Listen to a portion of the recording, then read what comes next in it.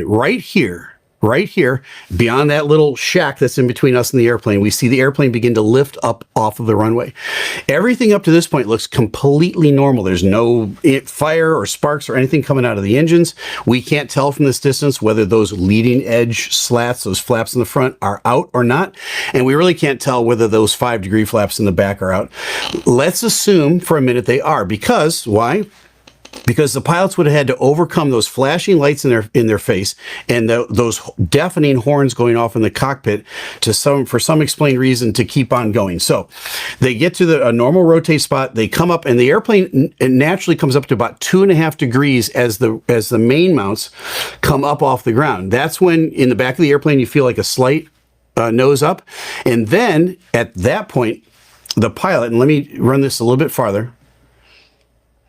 See that 2.5 degrees right there? That's 2.5 degrees. They're off the ground. Right at this point, the pilot not flying, let's call him the co-pilot for a minute. The co-pilot is going to say to the pilot flying, positive rate. That means that the main mounts are off the ground and the airplane is climbing normally.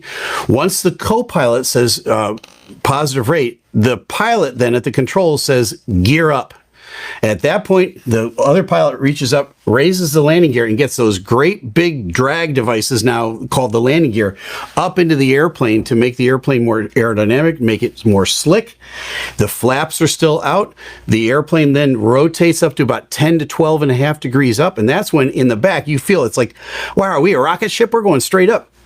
The airplane has plenty of lift over the wings, has plenty of thrust going on, and now those big landing gear, the drag devices now have been brought up into the airplane, and man, it takes off like a rocket. That part never happens.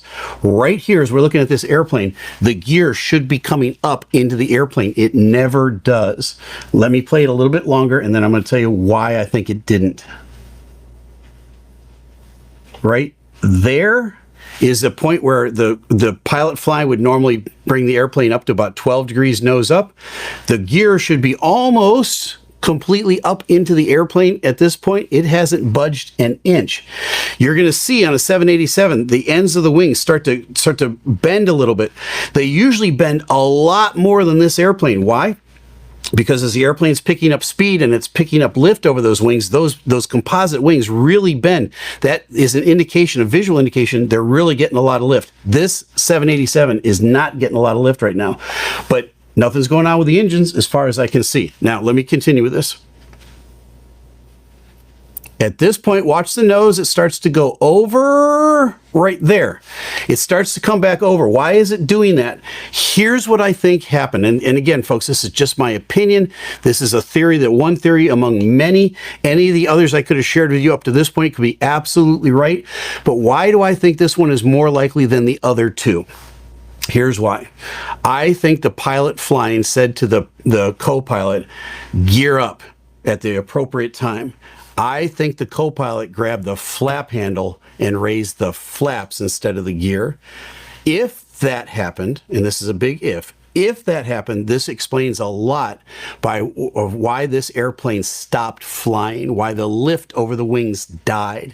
Because at that point now, the flaps are retracting, all that extra lift you're producing in the wings goes away. You're already slow, you already got the power pushed up all the way. This airplane is as heavy as it's ever going to be in this flight, and you still got those great big landing gear out there producing all sorts of drag. This is a bad combination at this point. You see the nose now start to come over. Now, why would the nose come over? Because the airplane is trying to create as much lift as it can over those wings. And if the flaps are coming up, it's going to nose over to get even more airflow over those wings. That's going to be a very, very uncomfortable feeling for the pilot at the controls. Why? Because he's losing airspeed and he's going to begin to lose altitude now. Remember, he thinks the gear has come up. He might not know that the flaps came up. He just sees a motion over next to him, and he's looking outside going, wait, what's going on? It's all very confusing, and it all happens in a split second. Let's watch. The airplane starts to settle in. It starts to now descend. You see the pilot start to pull the nose up a little bit more, okay? As he's getting closer to the ground, he's probably got the power pushed up all he can, and now I think he's going to get into a power on stall. Not enough lift is being produced by those wings. All that drag is being produced by the landing gear that's still out there. Could anything have saved the day at this point? Maybe if they'd raised the gear. Maybe if they'd raised the gear and put the flaps back out. But it's very unlikely that once this gets to this point that they can recover from it. And now watch what happens. The airplane begins to kind of wallow, right? The pilot pulls back even more on the nose. That aggravates the whole thing. And now you get this waddle into the ground, and it's in a controlled power on stall until it impacts the ground.